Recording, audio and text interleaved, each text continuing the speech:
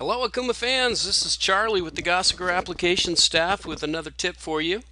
Today I have a request from a customer to show the newest way of attaching a graphic to a tool on an Okuma turning center. So we're going to do that, and we're going to go a little bit further and show you also how you can assign material. Okuma is one of the few machines that actually offers you 3D graphics directly on the machine control. So why not use it, doggone it? It helps a lot. So the first thing I want to point out is from your main operating screen, the upper right hand corner when you power on the machine is going to look something like this. It'll show you the condition of the chucks and C-axis mode if you have those, and a couple of sensor positions, but we have the ability to change this window so that we can see our graphics. So what we're going to do is just reach up and touch the screen right on that block, and you'll notice now we've got this little blue line going around the outside of it telling us that this is the current active window. As soon as we do that, the soft keys down underneath the screen will change depending on which one of these three windows is active. As soon as we touch this one, F2 becomes power display. If you hit that, you may have seen this. This is kind of neat. It'll show you the power consumption of your machine at any given time. Kind of neat information. But once we've turned that into power display, now F2 is going to become animate display. There we go. Now we've got our graphics on here. For those of you with P300A controls, you'll notice that you can pan, zoom, and scroll through this graphic visual with two fingers like you would a smartphone. Really cool. The rest of us are going to have to use the soft keys down here to use pan, zoom, and rotate. Trying to come up with the word. So if I were to hit cycle start in automatic mode right now, we'd be able to see nothing more than a tool path. That doesn't help us a whole lot because it doesn't tell us what the part's making, whether we're in trouble, anything of that sort. So the first thing I'm going to do is hit the reset button, and let's define our material. That's done under the spindle setup tab, which might be number 2 or number 3 depending on the configuration of your machine. Just look for the word spindle setup. If you have more than one spindle, you'll see it says spindle 1 setup and spindle 2 setup. And it just depends on which spindle you're defining material for. In our case, we only have one, so we'll touch spindle setup. You've seen this before. This is where you're assigning your 0 position for your material. But just above the 0 offset, we have a little column called blank ID. This is the easiest way of doing this, is to use simple dimensions to define your blank. Notice it's grayed out right now, so I'll need to come down and touch F6 or edit parameters before that'll allow me to monkey with it. There is a library for these blank IDs. We'll deal with that on another video. But right now all I'm going to do is specify my outside diameter of my material. We'll just say it's 5 inches. The length, we'll also make it 5 inches. And our program 0 position. This is from the left side of the part. So the logic would say, hey, my 0 position should be 0. But it's not. It is from the left side of the part, so you should have a 0 position that is the same as your length, or slightly smaller if you want to see some material come off the face of your graphic. If you have an ID, that's over here for the in-size kind. It could be either nothing, through, or blind, depending on what you've got. In our case, we don't need an ID. As soon as we've done all of this, we're going to click on the word OK. It'll ask, do we want to save it? Yes, I absolutely do. Now it'll dwell for just a second, and we can come back to our main screen. If we use F4 material drawing, there's our material.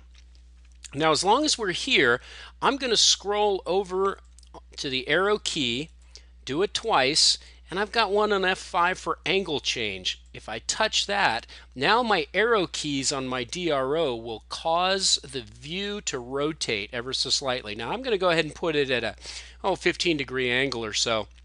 Once I close it, if I repeat the process of pushing material drawing, now I get to see a little bit better view of my material. If you're lucky enough to have the P300A, as I mentioned before, you can simply touch the graphic and roll it around, pinch to zoom. Basic smartphone technology will cause this to view around. Even though I've got a blank here, if I hit the start button, I still don't get to see anything more than the toolpath. Plus, my material is not being cut. So let's do one more step here just so that we can see the graphics to their fullest. On my machine operation panel, I'm going to touch the tool data button. We all know this page. This will show us with a little 0 which tools in my turret are being used. If I touch them, you will see the offset for that particular tool show up over here. One thing that not a lot of people know about is F3, Tool Type Select. So by highlighting the tool number that I want to assign a graphic to, I'll touch Tool Type Select, or F3, and now I'm just going to go through the menus and select the type of tool that I've got. Is it a turning tool or a milling tool? Since this is tool 1, I'm calling it a CNMG 80-degree turn. So we'll say turn. As I go through all of these categories, you get a little preview as to what the tool is that they are suggesting belongs in that category. In my case, it's a single, and then I get to say which direction the tool is facing, depending on whether or not I'm doing something funky. In this case, I'm not. It's just a simple position 1. Once I say OK, now a generic graphic has been assigned to that tool. If I want to, I can come over to the values that are just to the left of the tool graphic, and I can define what this tool looks like. In this case, it's an 80-degree with a 5-degree lead angle, and I'm going to say that it's sticking out from my turret about 1.5 inches. You don't have to populate that, but it will be more accurate in the visual if you do. Now I'm going to run down to my tool number 3 here, and I will do a tool type select. This one I'm going to call a milling tool because it's a drill, and even though a drill in this case is being used as a turning tool, the category is under milling. So I'll pick up the drill, define its orientation, and say OK. And now I can modify these values. We'll call it a 159-degree tool angle. The length of it will be, let's just say 2 inches, and my diameter is a 1/2 inch. Now you notice as I'm doing this, they're putting little stars in here and adding some more information. Don't stress over that. It's just telling me that a graphic has been assigned to that tool.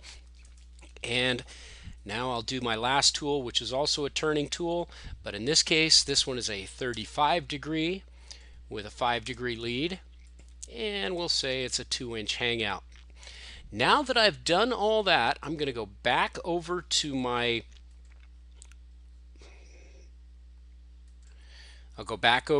operation panel, put the machine in automatic mode, and let me pull my operation panel over. Here's another little footnote for you. If you put the word clear and draw in the header of your program, clear will erase whatever was there previously, and draw will repopulate your material. So now, when I hit cycle start, I've got my material, and son of a gun, now I've got a tool, and you notice that the tool is physically removing material from my blank. By doing this, now I can physically see what the part is going to look like. I can run this in machine lock before the program even starts making chips, and that way I know whether or not there are any issues with my program. If you would like to override or overwrite some of the previous information, you can simply come in here and reselect the tool type, or you can tool detach, which will remove that graphic. Now here's a footnote for you. In your offset number 1 and offset number 2, this number is where your machine's presetter is going to put the value it measures for a tool. So if you use tool detach, make sure that you repopulate this value with the tool or the offset number that you're physically using. Generally, when the machine comes set up, we have the offset being the exact same number as the turret position, just like this. And if you have Y offset turning or additional offsets, you can also put it in offset number 2. If you do use tool detach, make sure that you get back in here to offset number 1 and repopulate it. Otherwise, the machine has no idea where to put your offset data when you touch a tool off of the presetter. So now we'll put that all back in. Go back to our automatic mode, clear and draw. Redid what we had done previously, and now we're rocking and rolling. Now I also have one more little footnote for you. If you would like to see this move quickly when you're proving out your program, push your interlock release and your machine lock button. Now that's going to disconnect the computer from the machine tool, and it'll run without your machine running. And by hitting interlock release and dry run at the same time, now when I hit cycle start, the program will run extremely fast, and I'll be able to see what my final product is without having to wait for it. That's about it for this one. If you have any questions, please reach out to your local Gosker applications staff. A quick shout out to everybody who's subscribed to the channel, and remember that if you reply to any of these videos with a request for additional videos, I'll be happy to work on them. Thanks for listening.